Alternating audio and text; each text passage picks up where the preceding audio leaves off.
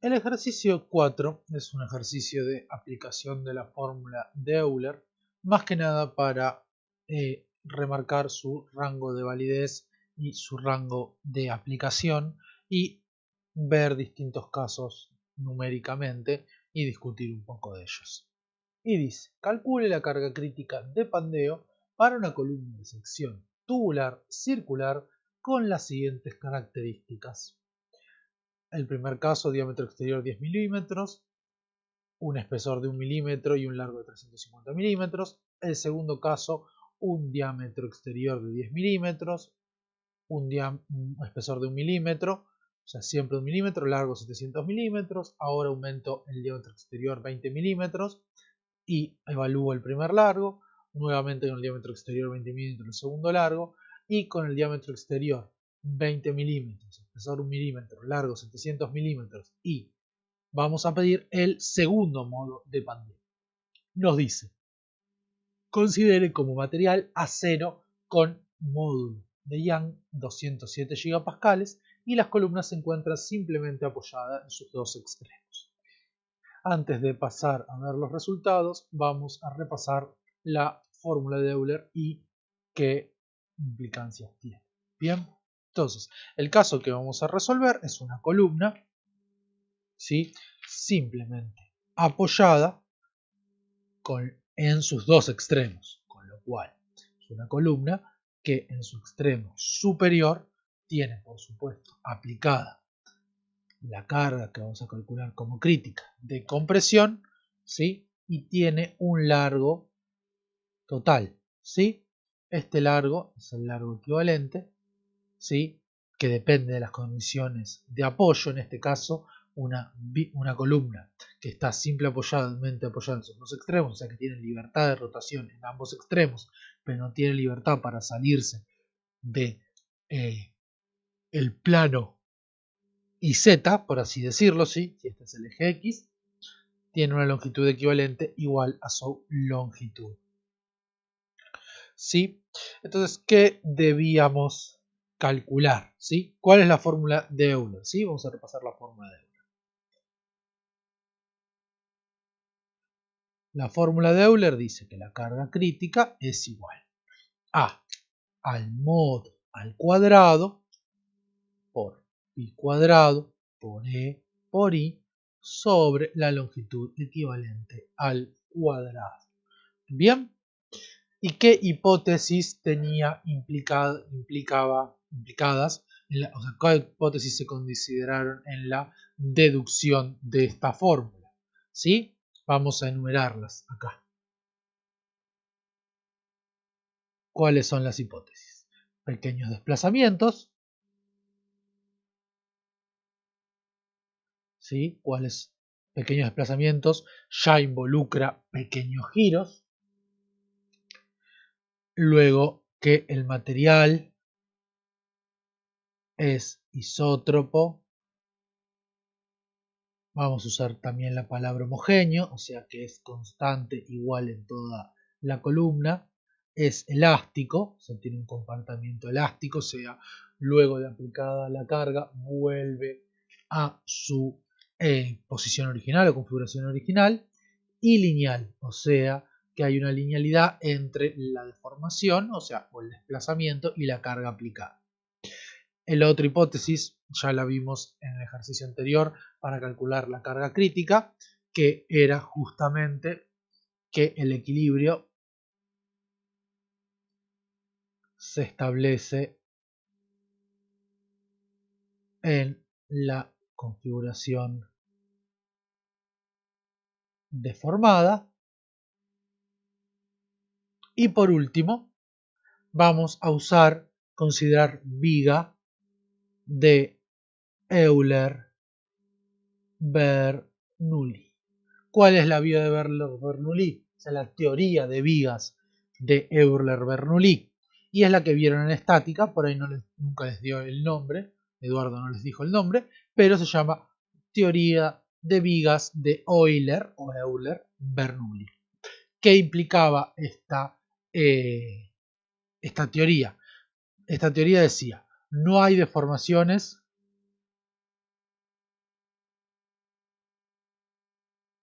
en la fibra neutra, las secciones rotan y se mantienen planas, o sea, las secciones que rotan por flexión se mantienen planas, las secciones permanecen perpendiculares a la fibra neutra y por último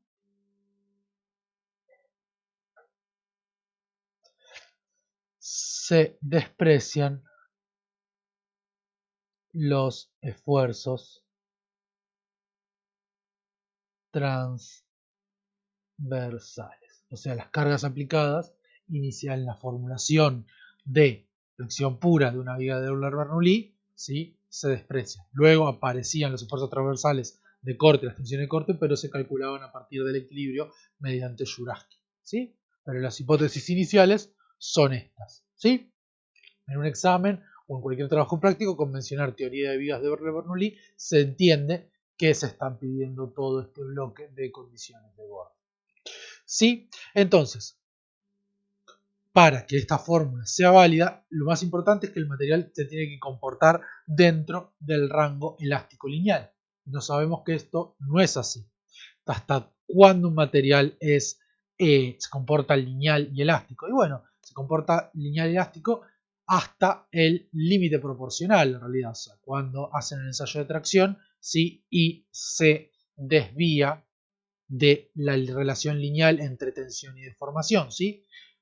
Generalmente ese punto proporcional se asegura, el material sigue siendo un poco, por ejemplo, mantiene su elasticidad un poco más después, o sea, sigue, a pesar de dejar de comportarse linealmente, se puede aumentar un poco más la carga y se vuelve a la configuración inicial.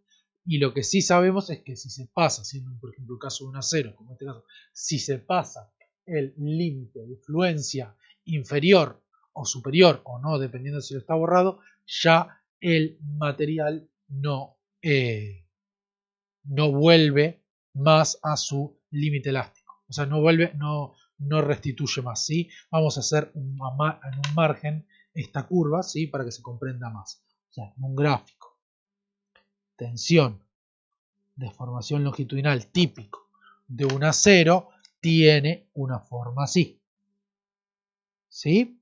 Y para acá rompe, ¿sí? Esto con tensiones ingenieriles. Entonces tenemos, como estábamos hablando, cuando se separa de la linealidad, este es el sigma elástico.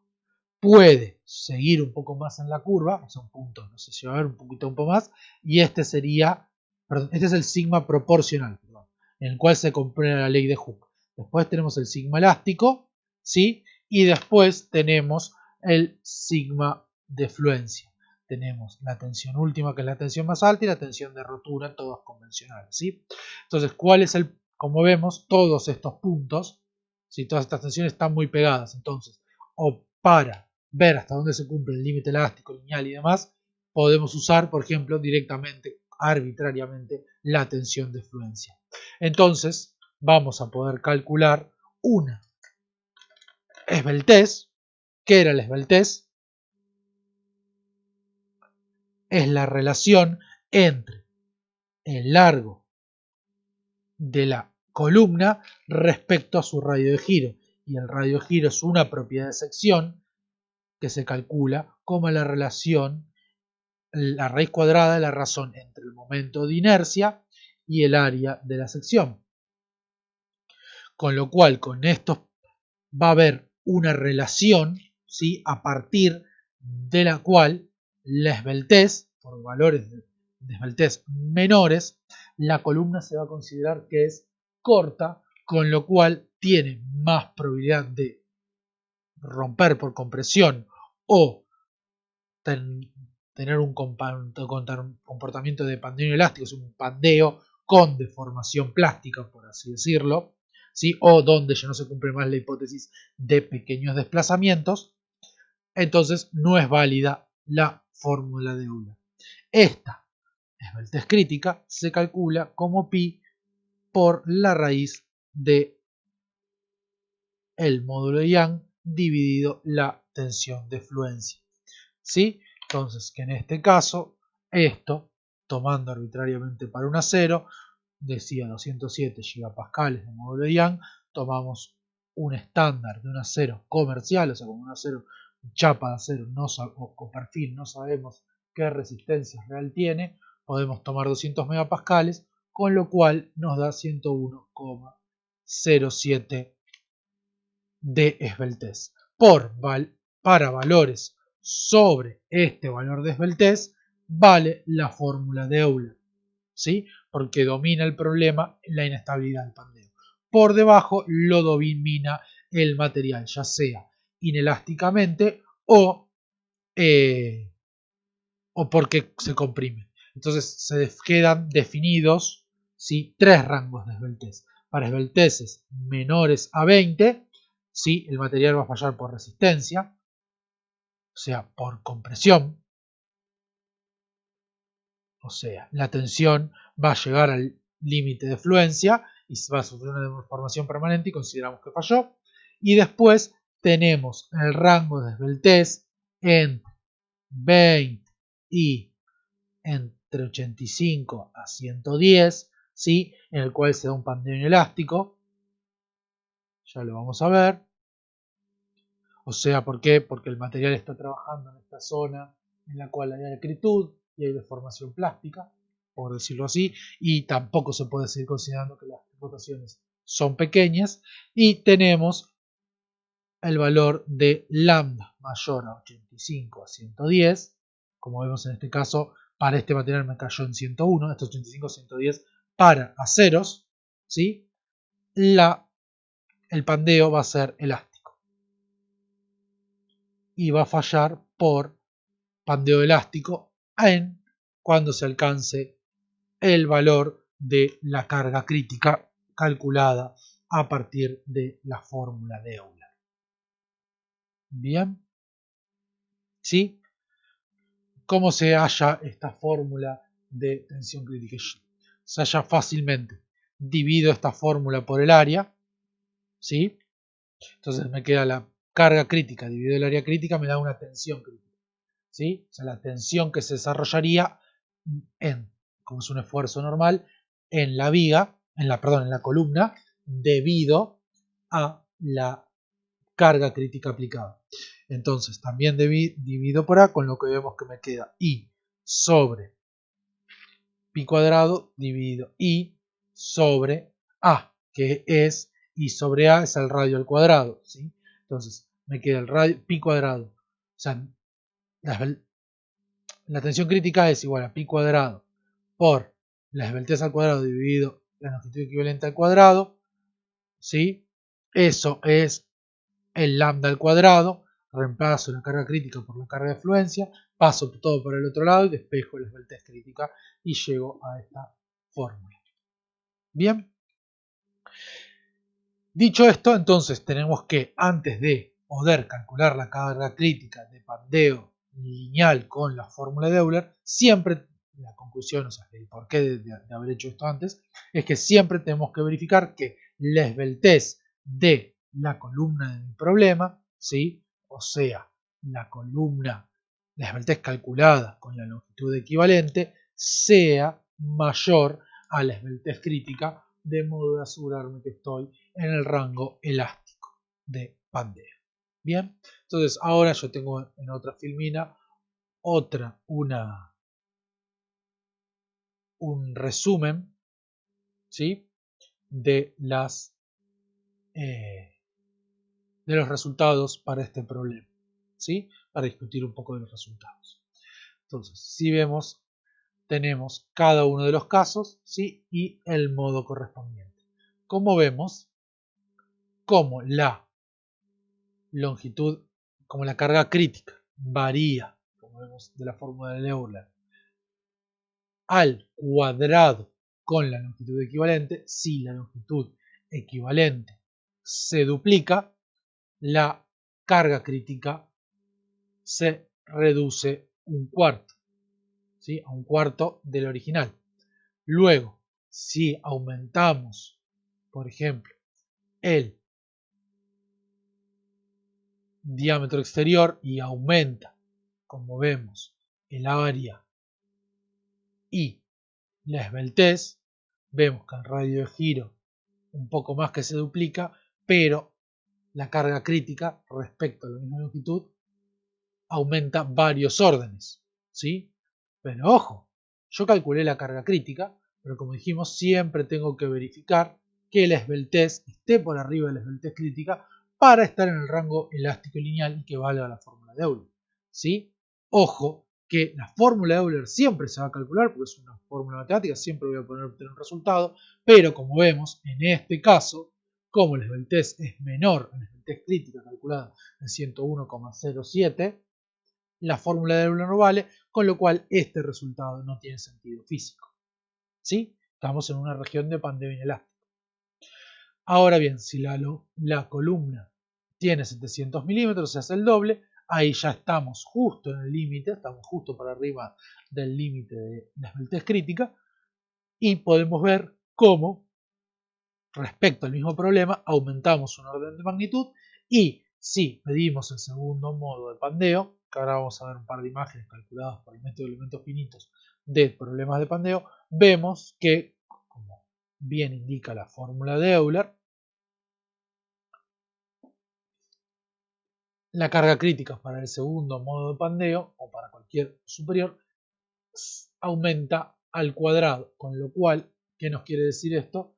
Que para obtener un segundo modo de pandeo en una viga necesitamos darle mucha más carga o mucha más energía, con lo cual siempre es prudente nunca pasar la carga del primer modo, ¿sí? Salvo que tengamos alguna manera de restringir dicho primer modo. Entonces vamos a ver un par de animaciones. Este es el primer modo, calculado por el método de los elementos finitos. Esto que vemos es la deformada, ¿sí? Lo que se conoce como autoforma, ¿sí? Que importante tener en cuenta, estos valores te dicen desplazamiento o deformación, ¿sí? No son correctos, porque como vimos, se trata de un caso, el pandeo es una cuestión de inestabilidad, ¿sí? La carga, el desplazamiento es arbitrario, pero sí nos sirve para darnos una idea de cómo va a ser la deformada. Como hemos calculado por el método de elementos finitos, me da 4716 newton, calculado a mano dio 4670. Ahora bien, ahora te repetimos para una viga, una columna más larga, ¿sí? Y ahora vamos a ver las columnas de mayor diámetro, ¿sí? Como vemos nuevamente el valor se puede calcular, ¿sí? Pero pierde sentido porque vimos que justamente la esbeltez es menor a la esbeltez crítica. Vamos en la columna D, ¿sí? Que era la de 200 milímetros, pero de 700 milímetros, perdón, 20 milímetros de diámetro, pero ahora estamos viendo el primer modo y ahora vemos el segundo modo de pandeo, ¿sí? ¿Qué es lo intuitivo que vemos acá? Que para obtener el segundo modo lo que tendríamos que hacer respecto al primero es fijar la columna justamente a la mitad. Fijando la columna a la mitad, no dejándola desplazar en X, se fuerza que la misma únicamente tenga opción de pandear en el segundo modo. Que equivaldría lo mismo que reducir la longitud equivalente a la mitad.